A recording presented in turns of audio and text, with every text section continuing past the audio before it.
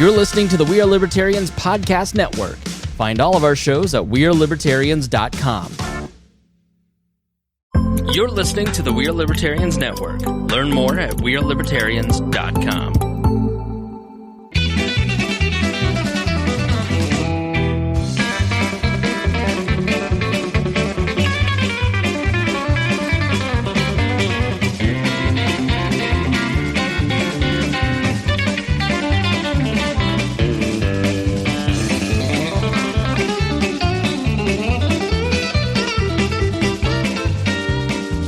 Welcome to the Boss Hog of Liberty podcast. This is episode number 411 of East Central's favorite podcast. I'm Jeremiah Morrell, joined by, I'm not going to call him video producer today because he's actually on camera.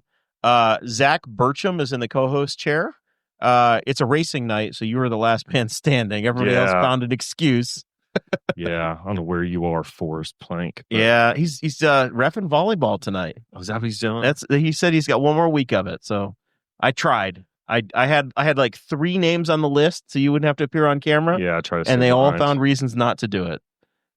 So thanks. I'm here. Thanks for wearing your Sebastian Bourdais shirt. Yeah, dug out. Yeah, it's a grumpy Frenchman, matches very well with our. That's my era. With right? our, he's my favorite grumpy Frenchman. I miss him. With our grumpy reporter special guest tonight, John Oreovicz the reincarnation of Robin Miller. Once every 4. Robin was on episode 44 of this show. Fantastic. I have a Robin Miller shirt on too. We've had Robin, we've had Oreo, we've had Marshall Pruitt. So we've covered the bases of our crotchety IndyCar reporter fan base.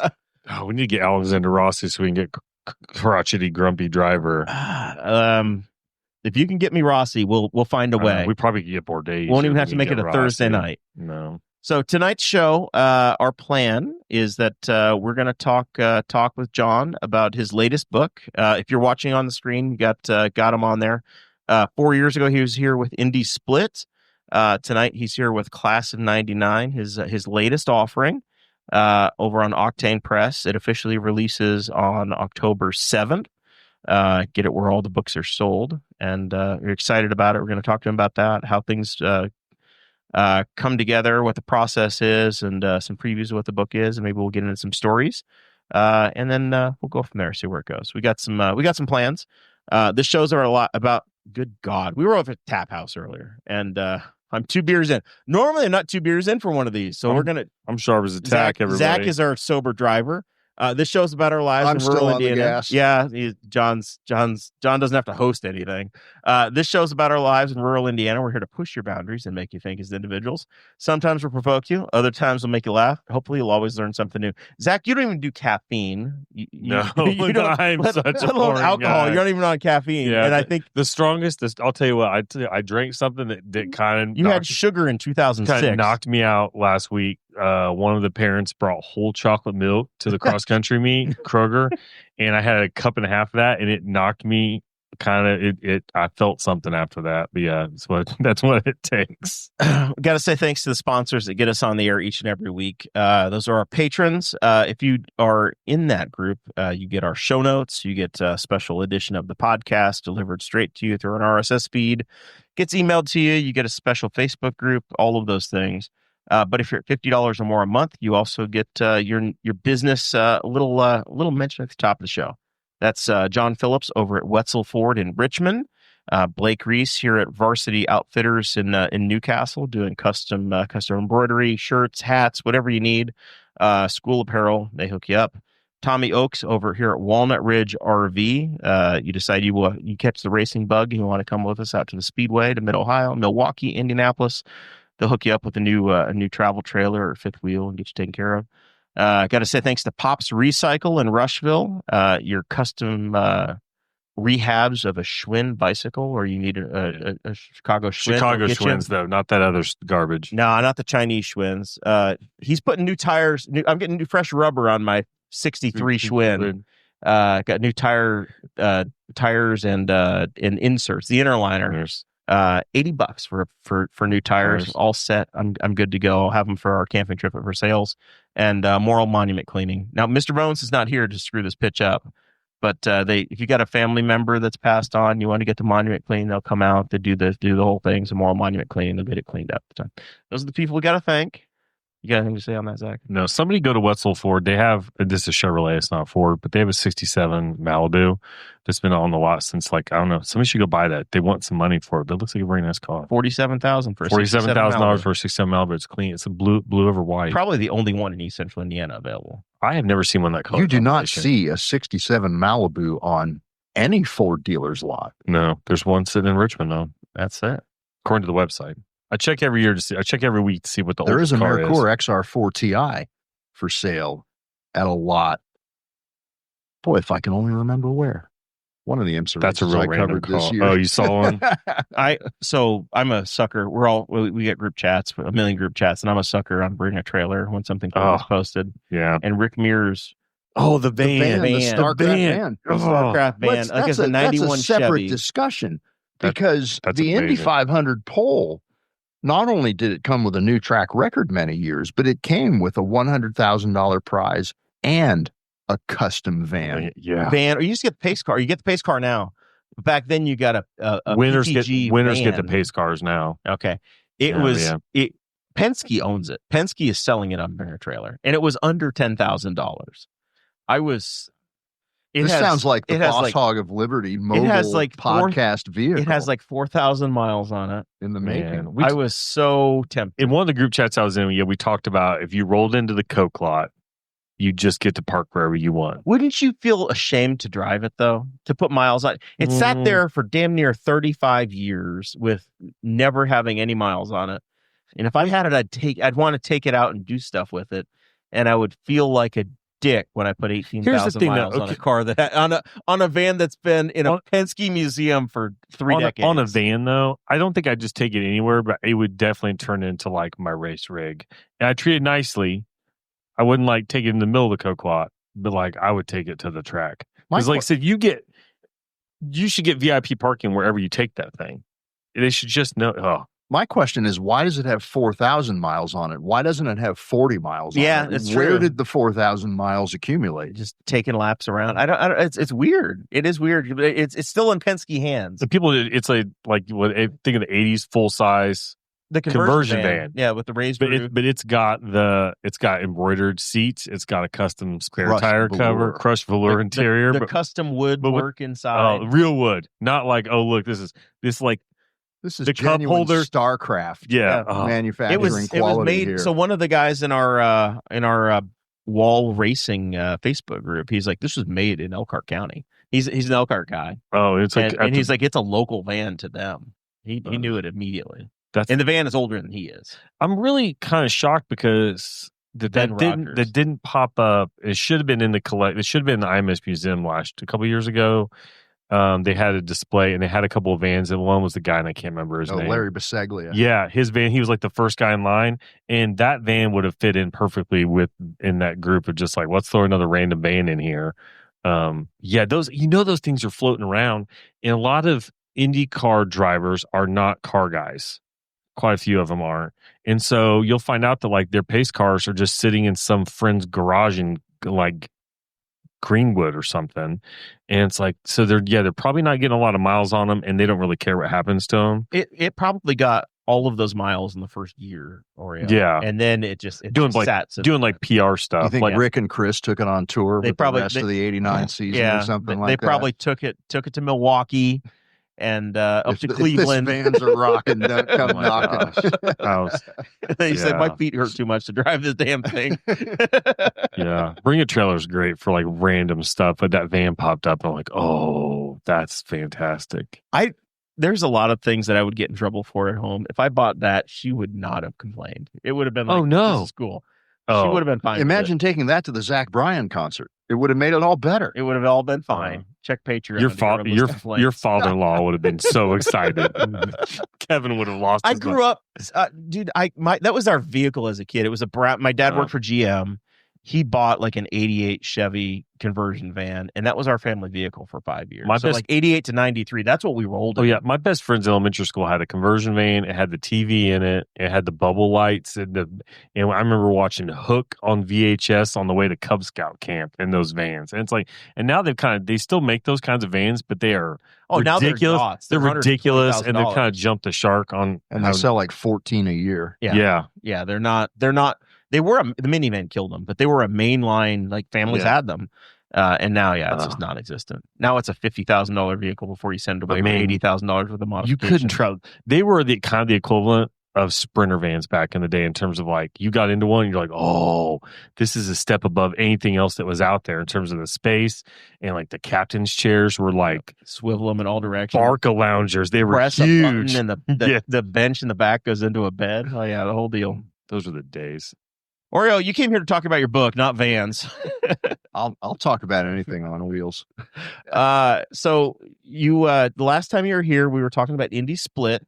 Educate the crowd on you previously written for Racer, ESPN.com, forever. Basically every magazine or whatever in America except for Auto Week and Road and Track. All right. Which probably speaks very poorly of me that I didn't land anywhere, but not yet. There's still time. There's still time. So you spent your career in the media. You spent some time on the team side. You wrote a book called Time Flies, which is about Pac West racing in the 90s. Yeah, I mean, the short thing is that I started following and studying IndyCar racing as a kid in the late 70s, and I cared about it enough that I've made a career of it. A couple of years in PR, but honestly, since 1993, so 30 years plus, documenting the sport. And for most of it, it was documenting the present, the races as they happened. But the last 10 years, the focus has kind of turned toward remembering the glory days of it all, when I think IndyCar was at its best in the 80s and 90s. And there's a lot of stories to be told from that era. So when you were here the last time, I said, why would you write a book on what is one of the darkest times in IndyCar? And it was the split. And I had a narrow view going into that book saying, why the hell would you write about the time we were split? And I read it and I said, oh my God, this is not about the split. It's about explaining the post-war history. Everything that happened that led to the split. Yeah. Because it was a great job. It couldn't be explained by just saying, well, in 1994, Tony George decided that he didn't like kart. And it honestly went back, 30, 40 years before that. And to tell the story of 1996, you had to go back to the beginning. And it's hard looking at the history of IndyCar racing and seeing its ups and downs. I mean, it had a great period in the 60s. It had a down period in the 70s. It came back really strongly in the 80s and 90s, and then it went down again. And a lot of people want to believe that it's on the way back up right now, and I hope that's the case.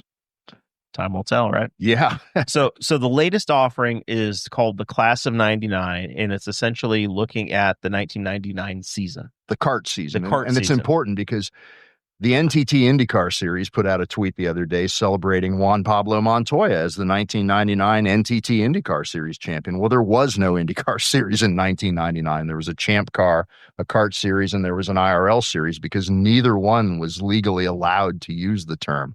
They were... But they were in the Alex Palou zone of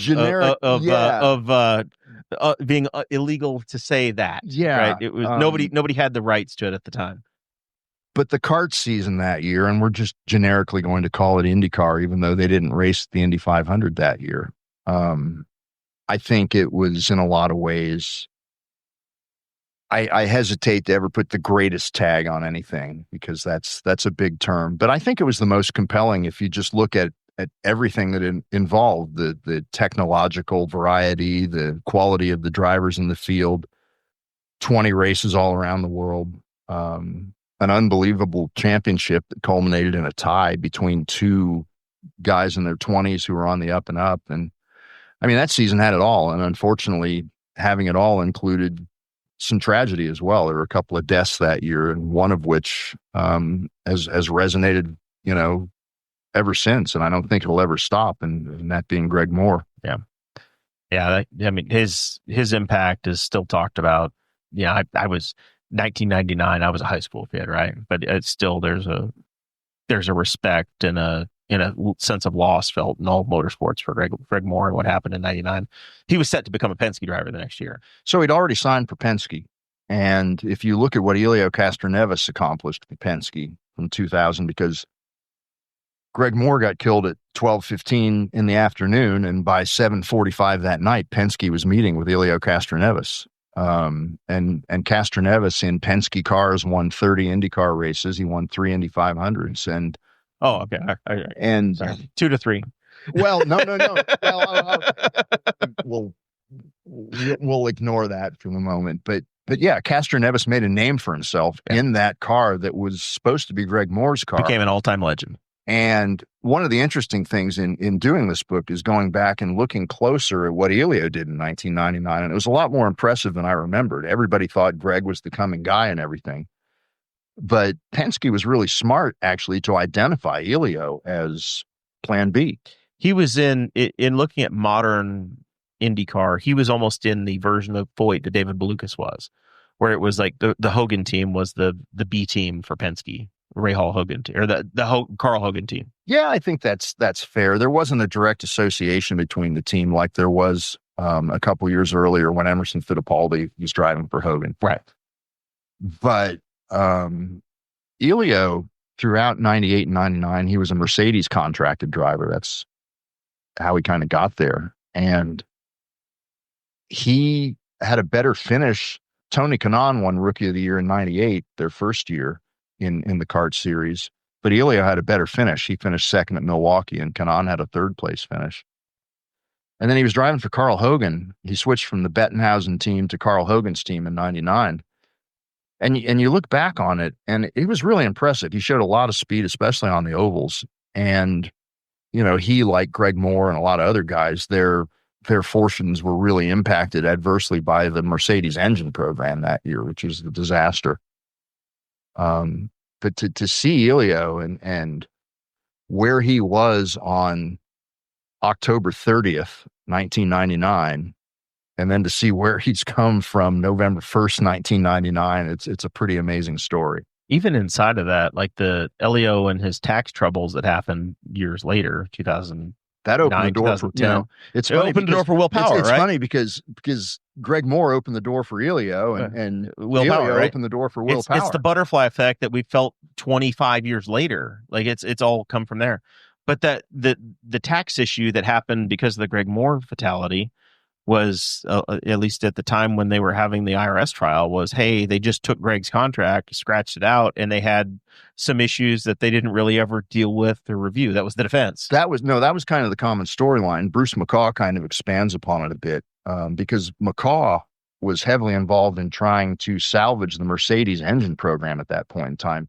Roger Penske, the co-owner of the Ilmor Mercedes engine program, was abandoning it because it was so uncompetitive, and that says a lot. And McCaw was trying to, put another legitimate Mercedes car on the grid, and they had Castroneves targeted for that car. And that's one of the other crazy stories in this book. This whole implosion of the Mercedes program and how it affected so many people and teams and everything. That's just the thing. The amount of money and industry and kart and sponsorship in kart at the time, it was staggering to look back on. And until you reflect on it now, where you see where IndyCar racing is at the present, it's hard to fathom just how successful and big it was at the time. The money that was there, even without the Indy 500.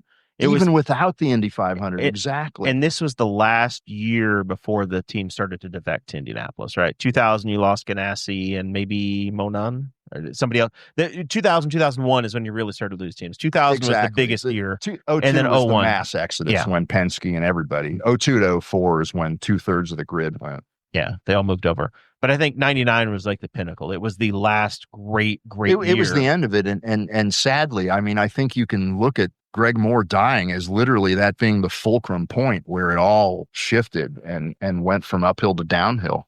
Yeah. Yeah. I just in when you talk about the imagery of that crash comes into my head and I don't want to think about it. It's ugly.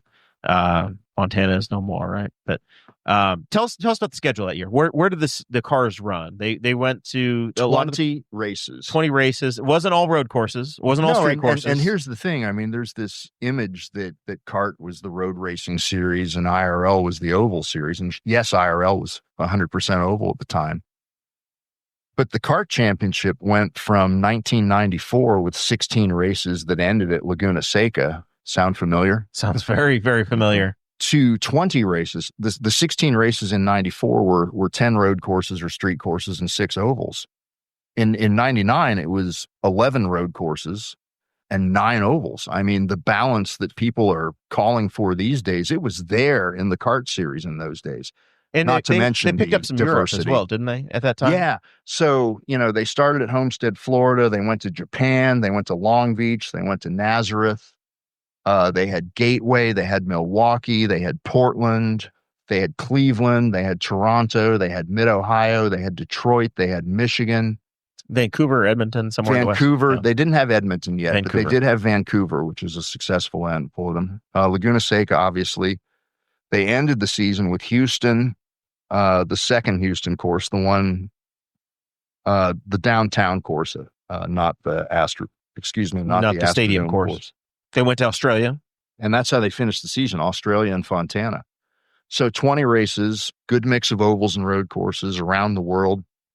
What was wrong with it? Running damn near till November. Oh, Indy wasn't included, but imagine that with Indianapolis included. It just makes you beat your head against a concrete wall, doesn't it? How many manufacturers, engine manufacturers? So you had Honda, Toyota, Mercedes-Benz, Ilmor, and Ford Cosworth. So 4 engines. You had instead of 2. 5 chassis manufacturers. You had Reynard, you had Lola, you had Penske, you had Swift, you had Eagle, you had Firestone and Goodyear.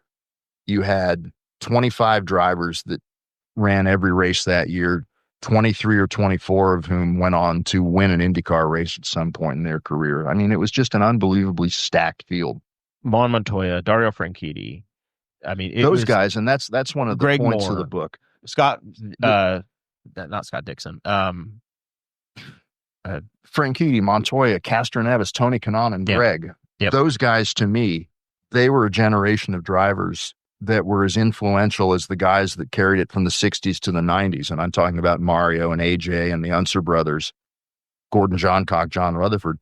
These guys carried it from the 90s to the 20s in the same way. They had the same kind of generational impact. And that's the central theme of the book, is that showing, hey, these guys didn't get their due because the sport declined, but they're every bit as great and every bit as important to the history arc of IndyCar racing. And you still had Michael Andretti involved. You still had some Michael, names. Al Jr., Yeah. Ray Hall retired at the end of 98. And Zanardi left at the end of 98 to go back to Formula One. And of course, that's what opened the door for Montoya. And these guys in that group, they were all born within 26 months of each other, between Franchitti in May of 73 and Montoya in September of 75. And there's other guys. You can include Cristiano D'Amata in that group. It was a phenomenal period of talent that just happened to coalesce in this series at that time. How did Penske not have? I was flipping through the book, the preview you sent over. Penske didn't have a full-time driver in the 3 car. Yeah. This was a downtime for Penske, which is also fascinating about the season, that this was their lowest time they had in the last 30 years, or among the lowest. Yeah, there's so many storylines in 1999, and the Penske is one of them, because Penske hadn't won a race since 97. And they were running their own chassis, and everybody says the Penske PC27 chassis was a gem. Al Jr. said it was the best car he ever drove. But they had this boat anchor of a Mercedes engine, and they had these rock Goodyear tires. And any team that was on Goodyear or Mercedes in those years, 98, 99, they were in trouble. They automatically had a handicap just through their engine and their tires. A lot's made about, the package Reynard, Honda, Firestone. Firestone was the biggest key in all that. And I think it's been proven that, the quickest way to extract time out of a race car is in the tires. You had all this competition, and Penske was really, really, really struggling in that time. Andre Ribeiro, he and Al Jr. had been teammates in 98, and Ribeiro retired at age 32 or something. to focus on business in Brazil. And Penske made the decision to just run one car. And that was a decision to try to troubleshoot the problems. And Penske, I think, still had faith in Al Jr. at that point, although it very quickly faded throughout 1999. But yeah, they started with a single car, and then Al Jr. broke his leg in the first race. So they didn't have any choice. They had to branch out and try to figure something out. They ran Tarso Marquez in a few races, and Tarso's famous for the guy that was the back marker that got in the way of Montoya and Michael Andretti at the end of the 2000 Michigan 500 when they were coming to the line. And he ran okay. And Al Jr. came back, and Al Jr. had his own issues. His marriage was busting up, and his daughter Cody, in February that year, contracted a transverse myelitis, which is a neurological disease that paralyzed her. So, Al Jr. had a lot on his plate, and Penske was struggling in a lot of ways. And they brought in Tarso Marquez, and they brought in Gonzalo Rodriguez to run a couple of races. And he ran at Detroit and ran a little better than Al Jr. did there in his first time out. And then, of course, they ran him at Laguna Seca, and he got killed in the practice session there. And that started the whole, tailspin or whatever that was the end of the 99 season. He had 2 fatalities in the last 2 months. Yeah, in the last 7 weeks. And a lot of comparisons get made between CART that year and Gonzalo and Greg Moore and Formula One in 1994 with Roland Ratzenberger and Ayrton Senna. And I think there's a lot of merit to those comparisons in the sense that a famous guy got killed and a less famous guy got killed. But there's key differences as well. NASCAR 2000 to 2001, you had Dale Earnhardt and Kenny Irwin Jr., right? And Adam Petty. That decade in motorsports had more fatalities than we've had. They were right on the cusp of it getting better. Yeah. In the sense that Hans devices, and safer barriers. Within a couple or 3 years of that, you had the Hans device, you had the safer barrier, and obviously the safety record is vastly improved. Those are the two biggest safety advances beyond, car wise. You look at in open wheel cars, at least, the carbon tub construction was a big lifesaver. But the Hans device, and especially in oval racing, the safer wall, and you go back to the Indy split book. Yeah, Tony George's legacy is the IRL, but just as important is that guy. That's the guy that pushed the safer wall. That's the guy that understood we need to make this safer. And he's the guy that put, his money and his reputation on the line to do it. And Tony doesn't get enough credit for that. Excellent point. So tell me about the process of interviewing and developing the book, because you have so many quotes from just the movers and shakers, Mario Andretti, you've got stuff from the era, folks talking at the time, and then you went back and reflectively have discussions and people. Tell us about the depth of research that goes into an undertaking like this. My original thought was to try to present it as, here's my narrative of what happened, and then add in these quotes from guys reflecting on it. And the publisher kind of steered me away from relying on that format specifically. There's still a lot of, I still really wanted to separate the modern stuff from what was said at the time, because I think an important part of telling the story is the perspective that's come over the years of what's happened and how people have reacted to it.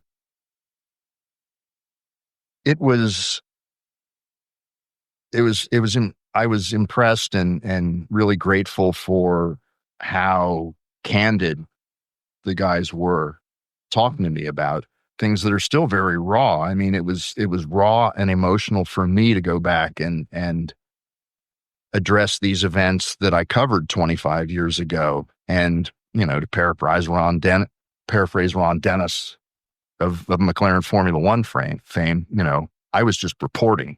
Those were the guys that were making the history.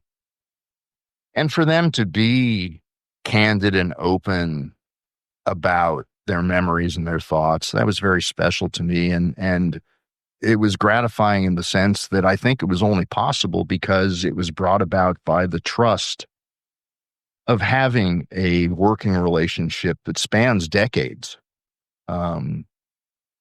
I don't know whether Joe Schmo could have called up Dario or Juan or Tony and said, hey, talk to me about these events that were really important to you a long time ago, and been real about it. And so I hope that comes through in the book, that just, it was a long time ago, but these were important events, not just for a sport as a whole, but for these people on a very, very personal level.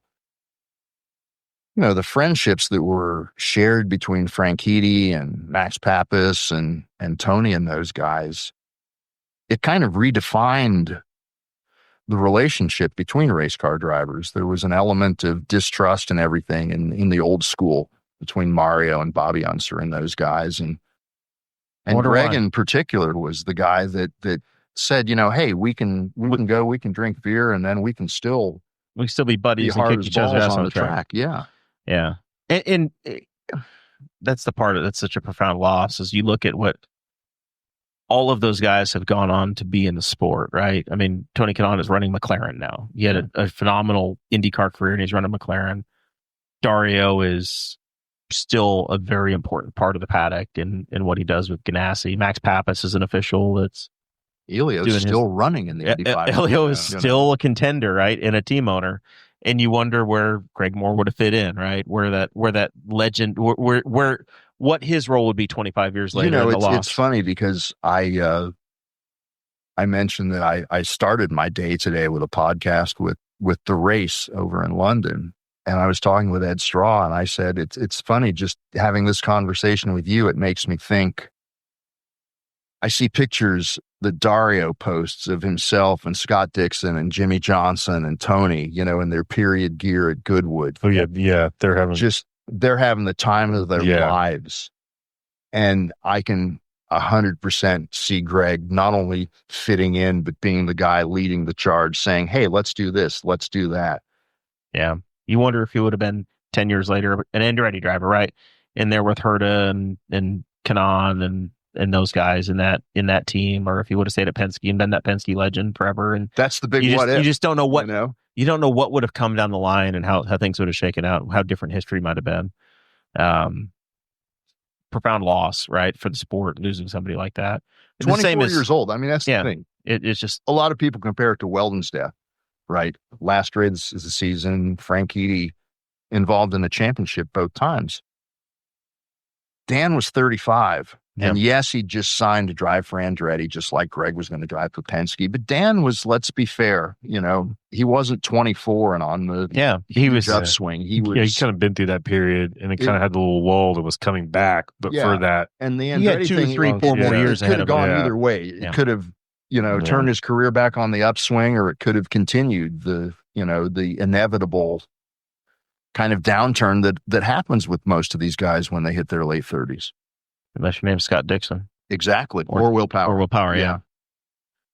It's the longevity you're seeing in some of these guys. And I know that it's not unprecedented, but it's not like they're working hard out there doing a 16, race a year schedule and nothing else. AJ Foyt never won a champ car race. Like, he raced for 35 years, but he won USAC races, right? He didn't win in champ or kart. He never won a kart sanctioned race. Right. Exactly. And that's it. So you think, okay, yes, he won just a shit ton of races. Mario won in all of these different series, but man, you've really got to give Scott Dixon and Tony Kanaan and Will Power their due for the longevity and the competition that they faced. Look at how Dixon and I'm trying to think if Power won a race in the old 2.65 liter. He won in the DP01 for sure. Yeah. In 07, 08. But I mean, Dixon won in a Reynard Champ car. He won in a G-Force Toyota. He won in a Dallara Honda, the 06 spec car. He won in the 13 to 15 Chevy spec car. In these the winged cars, the whole thing. And that's an the amazing, downforce era, as we call it. Yeah. And now in the Aeroscreen era, right? See, because you see some guys that they couldn't adapt from era to era. They were junk when there was a big formula change. Some of the drivers you see struggle on they're like, something's weird with like the balance of the car. Just with the current chassis, the stuff that they've done with that chassis since it's been around for so Dixon long. admits that he can't drive this car. Yeah, and it's because they moved that's the balance thing. around. I mean, everybody and says what a genius Palou is. He just happens to be the guy that clicks with this car, with the 2,000-pound hybrid Aeroscreen He's car. pretty damn good in the IMSA car too, though. Well, there's that. But I haven't found something he's bad in yet, but we haven't thrown enough at him. I hear in 6 years when J.R. Hildebrand wins and they take the wings off and have 1,200 horsepower. I was just looking at We'll see how it works. I was just looking at the pictures of that car. I was thinking, oh, that's interesting. I want to see somebody drive one of those things 240 around. Yeah, somebody asked, like, what would that be like? I'm like, bad as hell on the straightaway and sketchy as all get out in the turn, but you'd be driving. Oreo and I were having a beer across the street, and we both said, I don't know if it would work or not, but we want to see the demonstration test. Yeah. I'd love to see. I want to see the guy that's got the stones to step into that car and actually try driving it hard for the first time. Santino Ferrucci is probably your guy. I bet JR would take a crack. I mean, JR evidently for several years has been trying to take an Indy car up Pikes Peak and just can't get the right deal together to make it happen. So, I mean, anybody wants to fling an Indy car off the side of a mountain potentially. But yeah, I just saw that too. It's like, so I just as Indy Split was a must-have in the racers' canon of things for the bookshelf, Class 99 is going to be there too. What's the best way for people to buy it? Is it Octane Press? Is it johnoreovicz.com? How should people get their copy of this book? I mean, the easiest way is through Octane Press or Amazon. If you're going to Petit Le Mans in a couple of weeks, I'll have books there if you want a signed copy. Reach out to me directly. I mean, I'm easy to find. Central Indiana, you're here. Yeah, I mean, the bottom line is I don't care how you buy it. It's I just want people to remember how great it was. And give props to these guys because they're superstars and they didn't get the credit they deserved. It's a fascinating era, right? In that time, I was IndyCar agnostic. I was in high school. I was doing other things other than paying attention to motorsports, but I generally looked more towards the Indy 500. So 99, Kenny Bracken, AJ Foyt is probably the most memorable thing of that season. I mean, here's the thing. Right. IndyCar puts out a tweet the other day. It was Juan Montoya's 50th birthday. And they're like, congratulations, 1999 IndyCar champion Juan Montoya. Wait a minute. Greg Ray won the championship that had the Indy 500 in it that year. Yeah. And it all goes back to the legalities of it and all that. But it's just, they merged them together and there's two histories, two timelines. The selective memory of what's good history and what's non-history has kind of irked me. And will always irk me. They're trying to embrace them both. They're trying to, but it's hard when you're trying to merge two pieces of history together and not trivialize one of them. It's a pretty good time for an IndyCar driver when there were 45 seats. You can look at it that way. I mean, I get irked when they talk about like Dale Earnhardt Sr., winner 17 or 7, and Nextel Cup championships. I'm like, no, he didn't. He won Winston. He won Winston Cups. I'm like, they should refer to them by whoever the sponsor was at the time. When they roll out these Formula One cars from the 70s and 80s and they've taken the Marlboro logos off them. I mean, come on. Is seeing a Marlboro word on a race car going to cause a kid to say, I'm going to go out and buy a pack of Cowboy Killers? Justin Marks bought the Skull Bandit car that Harry Gant drove in the early 90s. And he tried to roll it out at Charlotte or Darlington for a historic weekend. Full up. As delivery. It was. And they were like, hell no. It sits at Trackhouse in their shop ridiculous. now. And they would not let it out on the track. I'm like, dude, that's come on. So ridiculous. You can't whitewash history. You can't remove it. I have the first book I did, A Winning Adventure. It's a history of the Honda kart engine program. There's a picture of Gilles de Ferran in a Marlboro Penske on the cover, and they have whitewashed the Marlboro off the rear wing. Come on, people. Yeah. Yeah. The Chevron is still. I'm not a smoker. I am an avid anti-smoker. I encourage all of you, don't smoke cigarettes. It killed my mother. But I love seeing Marlboro logos on a race car. I mean, you can have a brain and you can make. We'll take their money, right? Yeah. Those companies are still in motorsports. Views is still Philip Morris, for sure. Right? they find a way in. You just can't put this on or that on, whatever. We're going to get into the other 80% of this show is politics, and you're going to drag us into there, Oreo. Do they strip the John Player off John Player special cars? In Vintage? In the United States, okay, they do. Beginning in 1976, I believe, Germany and then England required them to take the tobacco logos off. So if you see James Hunt winning the 1976 German Grand Prix, there is no Marlboro on the car. I think of the John Player special livery, and I think of that I don't recall seeing it as often neutered like Marlboro got neutered. And I don't know if America, I'm not sure if people associate that as much. Like I had to Google to double check to make sure. That's a tobacco company, isn't it? But like Marlboro, I remember they went the barcode for a couple years.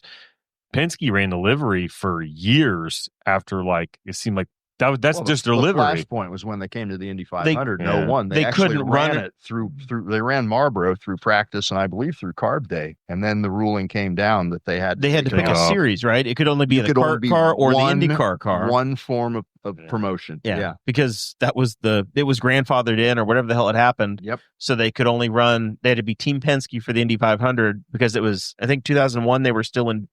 They were a one-off in Indianapolis, and they were still a champion kart team, whatever, in 2001. So they were Marlboro Team Penske on that side. And of course, in 02, they went full time. The rot started. I don't smoke either. Don't smoke smoking, but like I'm all for teams cashing checks to keep them going. And I'll be the first to admit there's a lot of questionable, shady crypto sponsors in motorsports now. And I look at them and go, I'm glad you're here this weekend. I don't know if you'll be here next year or not. I mean, pick your poison. Look at those days when you had Marlboro and all the tobacco companies on the car, and these days it's flybynight.com. I mean, pick your poison. Oh, the sponsor on Tony Kanaan's Indy 500 winning car was just like light methamphetamines to like make you lose weight. Like, let's be honest, like that wasn't like Flintstones vitamins or anything. It's like a lot of this stuff you get into and you're like, oh, that's problematic, whatever. I always like that every May I look at the cars going into the Indy 500 and I look at the liveries and I think one of these is going to be iconic and it's going to be remembered forever, and you never know which one it's going to be. Who'd have thought that all these years later we'd be talking about Rachel's potato chips? Exactly. That baby blue car is forever there. And I always thought these Joseph Newgarden shell cars were ugly as hell, and now they're back-to-back Indy 500 winners. So you just asterisk. Hey, 200 laps is 200 laps, no matter who owns the place. I was one of those people though. The Husky chocolate car will live forever. Thank you, Lee Diffie. Yeah. Do some of some of those. The sponsorship thing's always interesting. Yeah, I look at some of the cars, and some of the cars I like nobody else. I like wasn't Penske Dragon Racing. I like the Chrome car that Sebastian Bourdais. And there's some others that were in the Chrome. This a magazine of some sort, I think. McAfee.com and somebody else. Yeah, that's in John's blind spot in that era. It was a Lotus. That was a Lotus car. You know.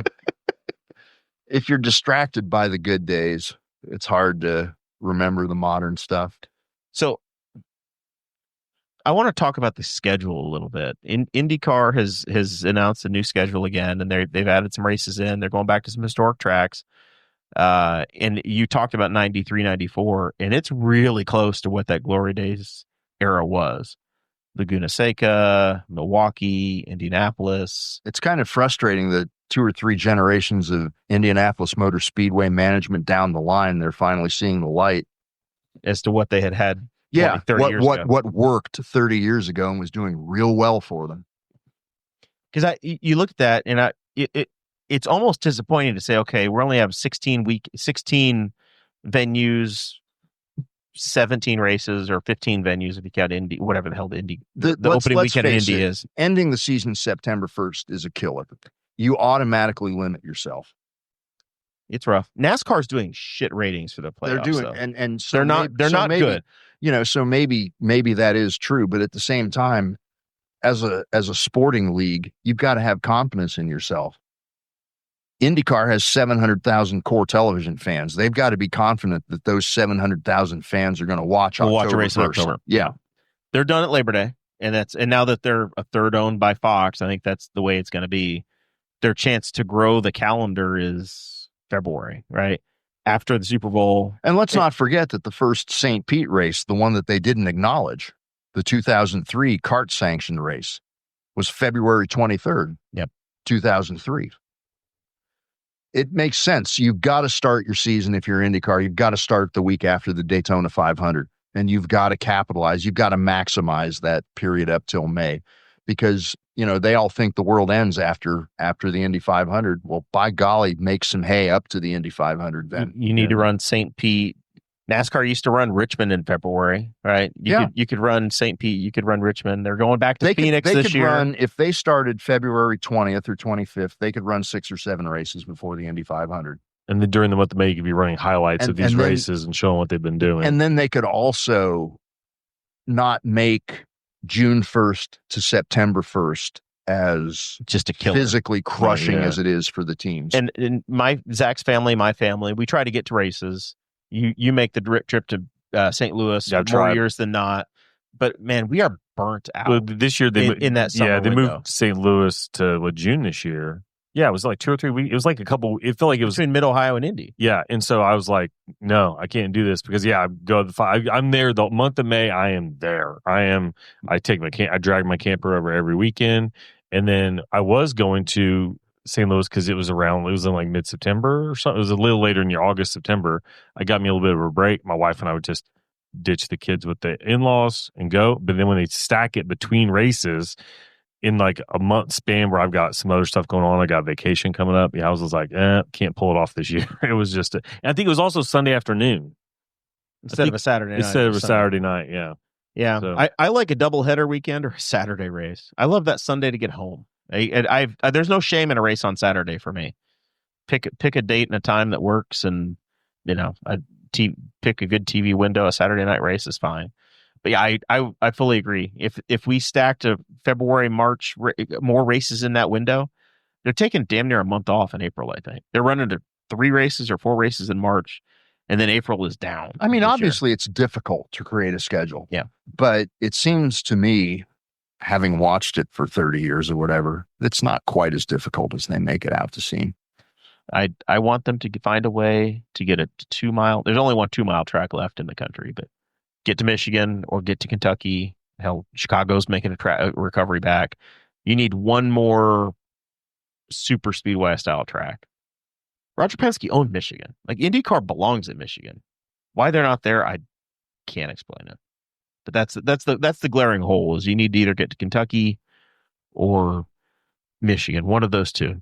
You need one more of those races on the calendar. I'm just going to respectfully agree, even though I'm not a fan of that kind of racing. I agree that for the history and tradition and diversity of the series, that it does need to make a comeback. Yeah, but hopefully under a safe aerodynamic package. Well, that's the other side in the book. You talk about the Hanford device and the crazy racing that developed from that. That's the thing. That's the thing they haven't figured out. In the late 90s, they're trying to figure out this equation between downforce and horsepower and mechanical grip and tire grip.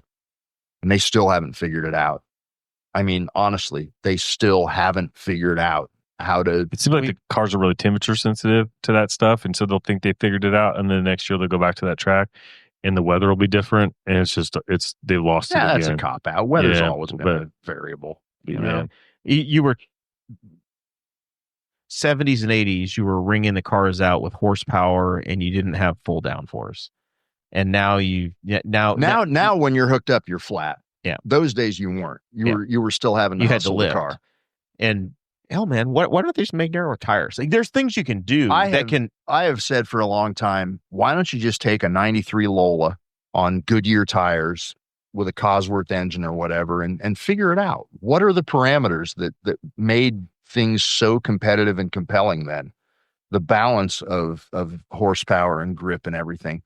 Why is it so hard to replicate that?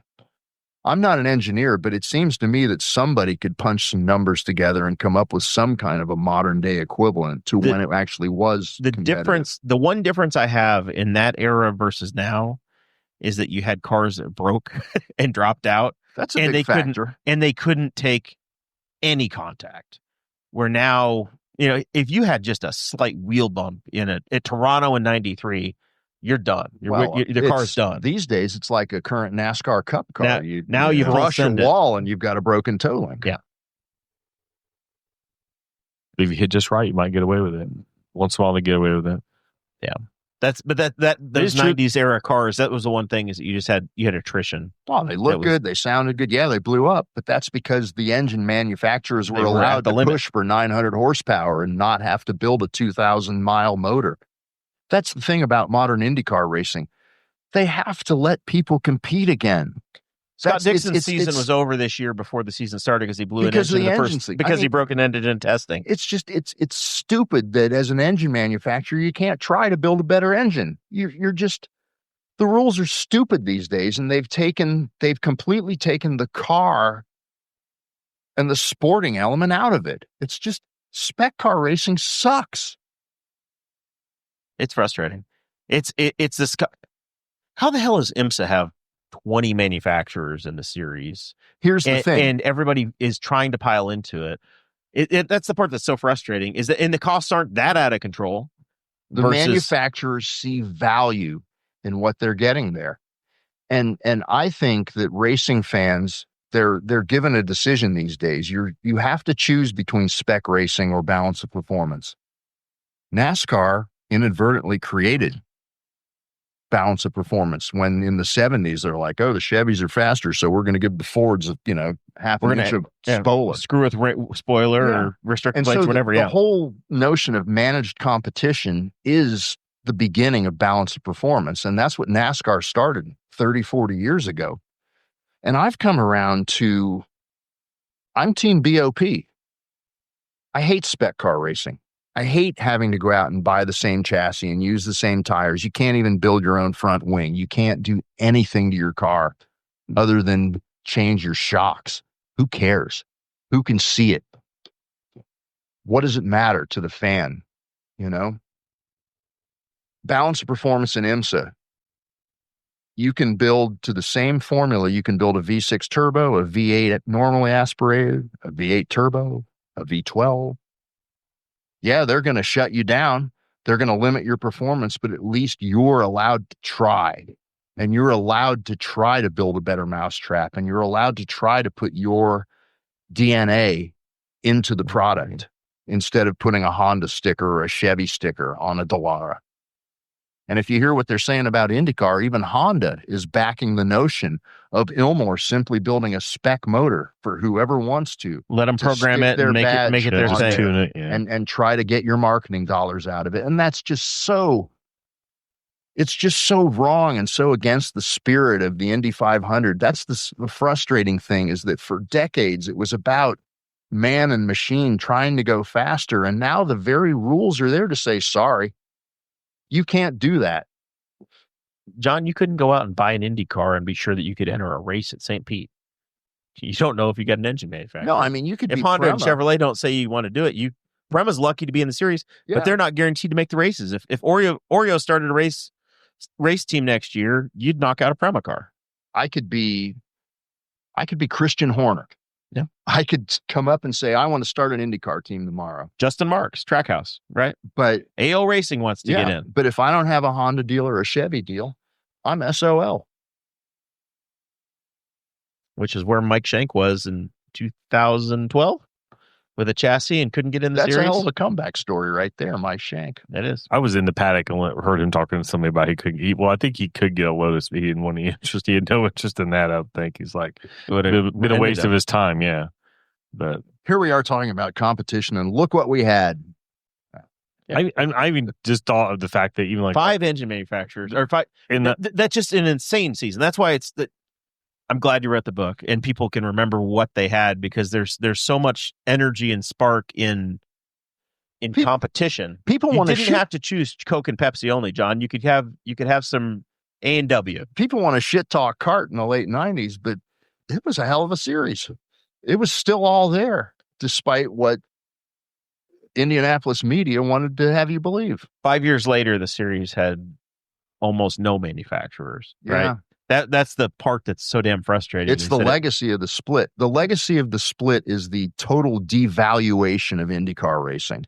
And the fact that all these sponsors and manufacturers went away and are not willing to come back. The consumer-facing brands are missing, right? I mean, I don't pick DHL. Look at I was talking to some guy and he says, I think it's great that they run different liveries at every race. And I'm like, don't you realize that represents how little value there is in IndyCar racing? And this started in NASCAR. This started when NASCAR couldn't sell 36 race sponsorships anymore. 6 races at a time, man. And so, even Penske, the most successful and historic team in IndyCar racing, they're out there with 15 different sponsors because they can't put one. Who in IndyCar racing? There's PNC Bank, there's Verizon. Can you name any other season-long sponsors? Able Construction. That's not even true. They had Miller for 2 races. Yeah. But let's laugh at the Miller deal. It reminds me of the Lyondike Miller deal at Indianapolis in 1997. Look, Ari's got Miller Lite on his car. Yeah, it's the local distributor that paid $20,000 or $50,000 or whatever. That's not Miller Coors corporate on that car. Yeah. Those are these guys saying, hey, let's put a Miller Lite on our livery on our car and hope they don't sue us. Yeah, I'm honestly trying to think. I guess the only people that had their branding on a car all year long were the family-backed teams, right? Yeah. Juncos, the 8 car at Ganassi, and then, PNC and even I think even Kiffin Voigt car has some kind of funny money behind it. I think it had a couple of different liveries too. They had a few special ABC for the 500, right? I think even Kiffin ran an off livery here or there. Perhaps not very often, but I think there was a time or two that. Yeah. Anyway, the message, kids, is that there used to be money in IndyCar racing and there isn't now, and read Indy Split to find out why there isn't. Yeah. No, it's definitive. And it there's so much stuff that happened in the late 70s that you chronicle in there, and Dan Gurney and the white papers and the reason why the series, the real split happened in the late 70s. This is the simple legacy of kart is that it took the Indy 500 and an unsuccessful series of crappy oval races in the late 70s into the Indy 500 and a very successful international series of races by the mid 90s. But the Indianapolis Motor Speedway was resentful for them doing that. Yep. In 2019, we got common ownership by a 80-something-year-old dude. And damn it, it'd be cool if millennials had a chance to be in charge. A little forward-looking, I mean, I was even thinking of the hybrid thing, which most people in any car, I'll be honest, seems kind of pointless for fans. And isn't it funny how they don't talk about it? Yeah. Well, but then somehow Cadillac's prototype car and IMSA and WEC makes it cool. They've turned the electric start into firing the motor off as a signature move, and I've been a big fan of that for 2 or 3 years. It's people go look it up online, but the car winds up, and then the gates of hell open up, and the motor fires off, and it's for Cadillac, good for them. The car sounds a distinctly American badass as a V8. It sounds amazing, but they made hybrid cool. I saw at Goodwood. And it slowed down, went full EV, and then fired up, and then the motor lit off. And I'm like, they made hybrid cool. IndyCar used to be an innovator, but now it's a copycat. Yeah. And it's a day late and $1 short with everything it does. The innovation that's in IndyCar is around safety, which is great. Which is great. But it doesn't exactly sell. It doesn't translate, doesn't sell. Hey, look, they have a windshield that protected the guy. All right, if your guy's the guy that didn't get killed, you're happy about that. But it's not selling tickets, and it's not making people watch on TV. Yeah. And you mentioned the damper thing, the biggest investment in the car is a part that nobody sees or understands in the damper program. That's one of the open developmental parts of the car. It's I don't know what's in there. I think the 2 directions you can go, or I actually like Honda's plan of saying who the hell cares what the engine is. Let them program it. Let them put a mapping on it and badge it as Chevy, Honda, Genesis, whatever. Right.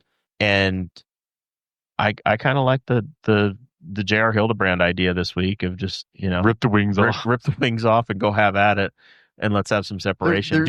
Give me something interesting to look at. Whoever comes up with the happy medium between JR's dream and Honda's reality sucks is going to be the guy that saves IndyCar racing. Give me the everybody gets the same engine with a bunch of power and no wings.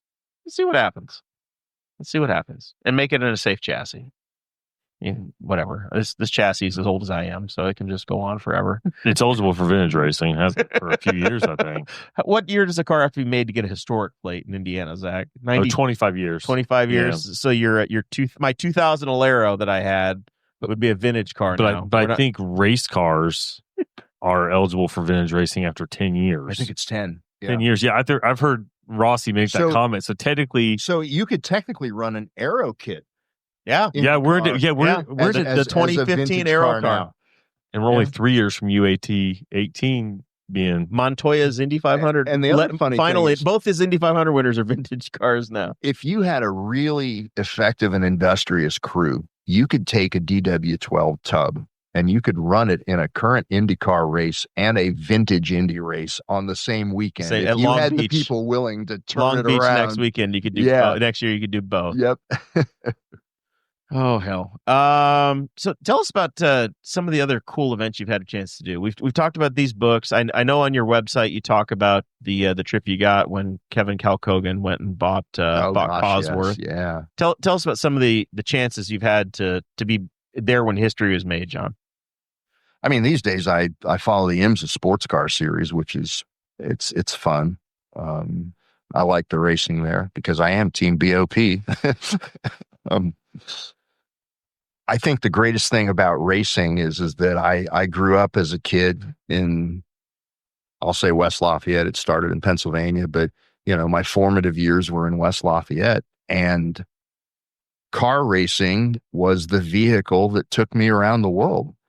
I mean, I developed an interest in it as a teenager, and through combining my interest and my skill, which is writing and communication, I got to literally just in 1999. I didn't go to Japan that year because I was working on Champ Car magazine at the time. But I mean, in most of those years, England, Germany, Australia, Japan, what a fantastic opportunity to just in the course of doing your work, see the world and have these fantastic cultural experiences. And I think a lot of Americans don't really appreciate the fact that there is a big world out there that, it's different than it is here, but sometimes that's better. And racing was the vehicle for me to get out of Indiana and get out of the United States and to interact with different people and different cultures and different perspectives. And, some of my best friends in the media now are guys from Japan and England. And it has really been a broadening or expanding experience to be involved in the sport of racing. And I think even if you're involved in NASCAR or a domestic series, that there's an element of that where racing is, it's an environment in itself, but it's definitely one that's worth exploring and being involved in. How do you think, with considering those international connections and the friends you have in the media in Europe and in Asia, how do you think IMSA and IndyCar are perceived on different continents as racing series? IMSA is a more direct comparison because you've got WEC, the World Endurance Championship, which operates essentially the same cars with a slightly different set of rules. And the drivers in particular that compete in IMSA love coming over here, and it's mainly because of the tracks. They want to run Road Atlanta. Formula One tracks, I don't know who thinks they're popular or who thinks they're great. There's no banking, there's no bumps, there's nothing to them. But drivers hate these tracks. Yeah. And when these guys, if you're in Formula One, you don't get the opportunity to experience tracks outside of the so-called Tilkodromes. But when you come over here as a race car driver and all of a sudden you're experiencing Road America and VIR and Mid-Ohio and Watkins Glen and these places, you hear a lot of talk about track limits and things in Europe these days.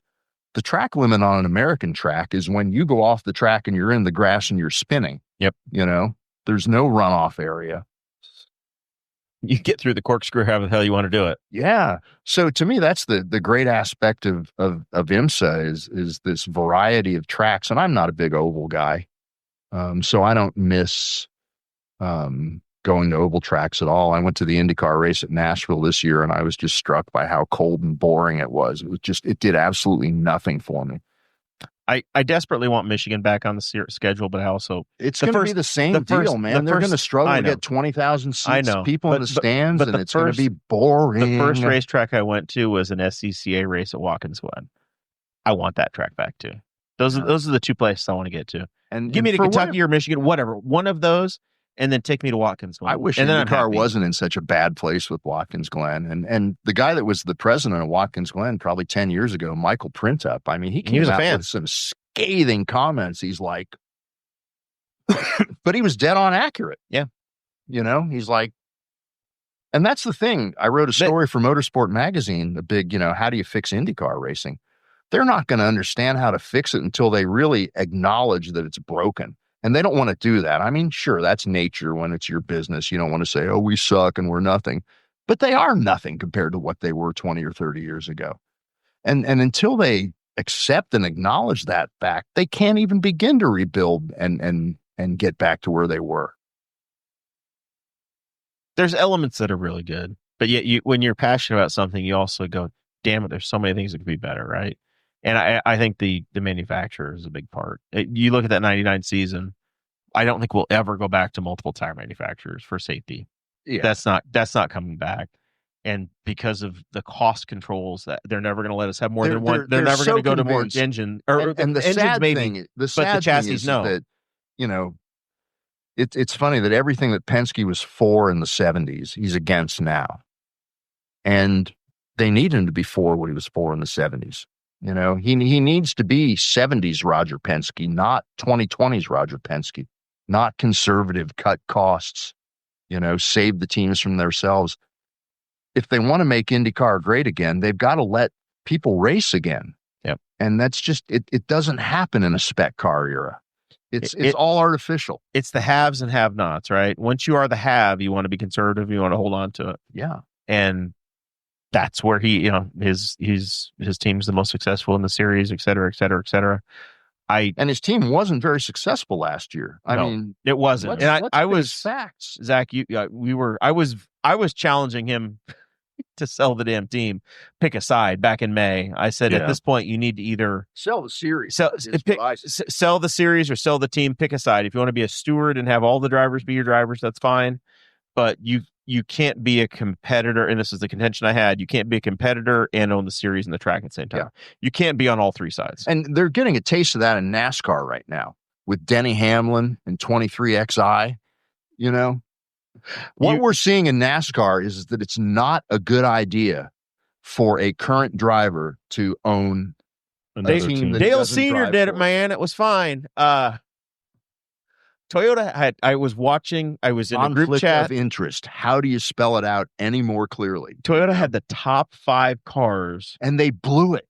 For 10 laps to go in the last 10 laps. I was so excited. I was so happy to see Denny screw it up because I can't stand Denny Hamlin. I loved it. There were 3 Gibbs cars and 2 2311 cars in the top 5, Zach. And Denny single-handedly flushed it. And Denny Hamlin pissed it away.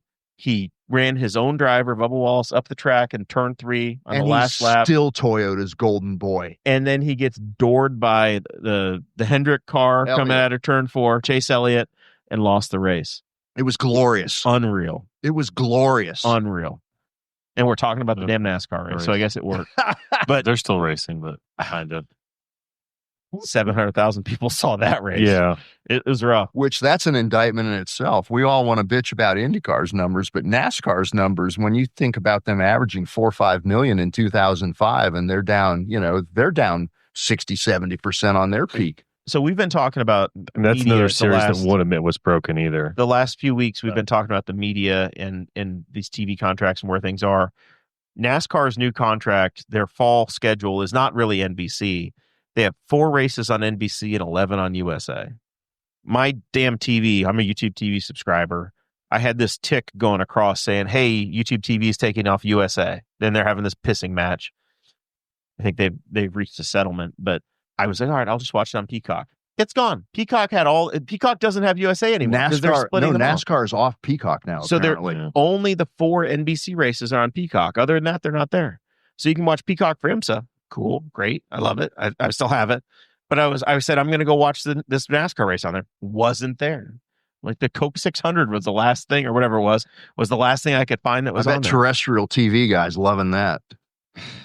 Yeah, it's so frustrating. If I knew any of them, I would ask. So my question I had, but they screwed up, and I didn't lose USA on YouTube TV like I thought I did. I was going to ask the question tonight of what's affecting your life more, YouTube TV being screwed up or the government being shut down? Because the federal government shut down this week too.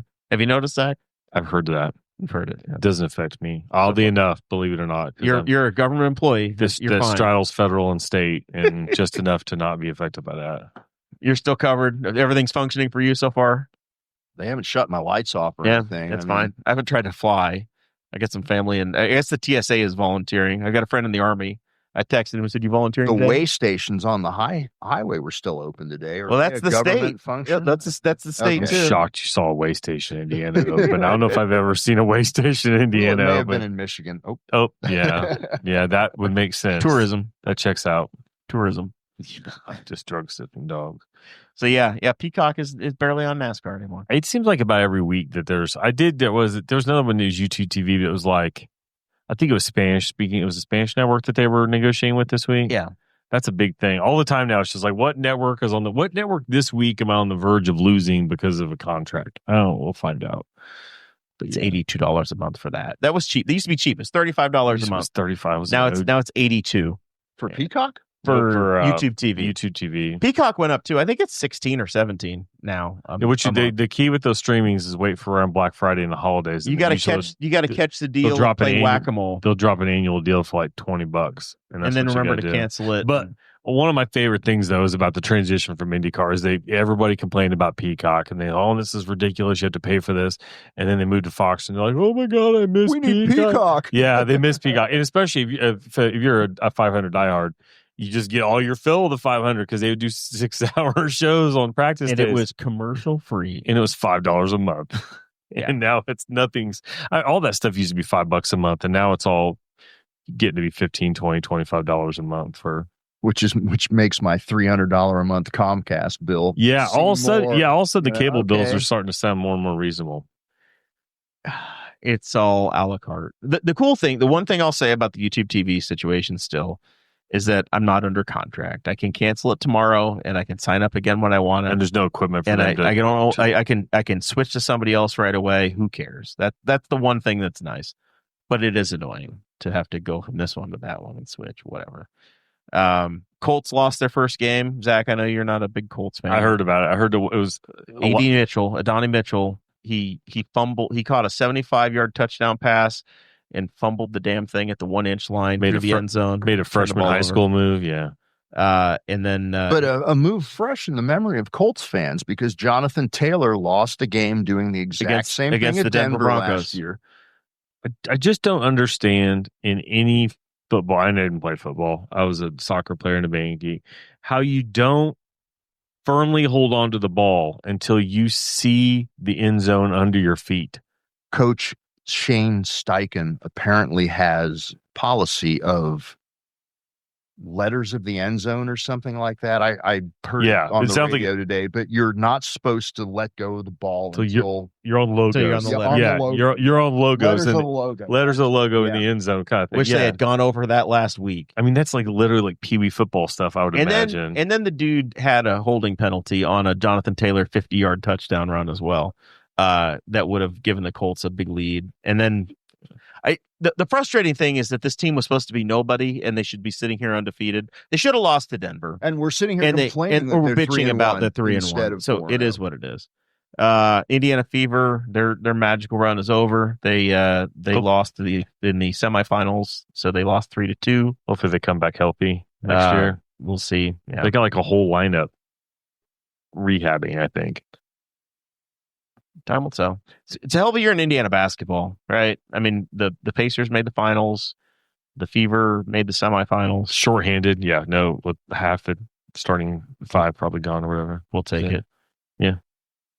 You got any state champions brewing in the cross country world?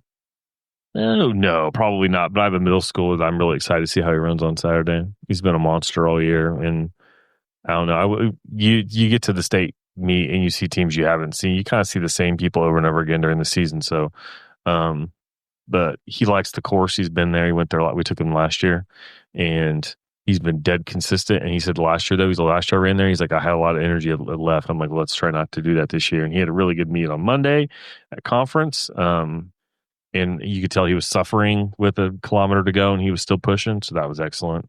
You're the only coach that wants to see your players broken. I know. I don't want to see him broken. This is how cross country works. I don't want you miserable at the end. I want nothing left in the tank. I didn't want to see him broken. I want to bring you home on a gurney, kid. But he is like so dead consistent and so he's kind of cruises. He just gets out ahead of everybody and just walks them.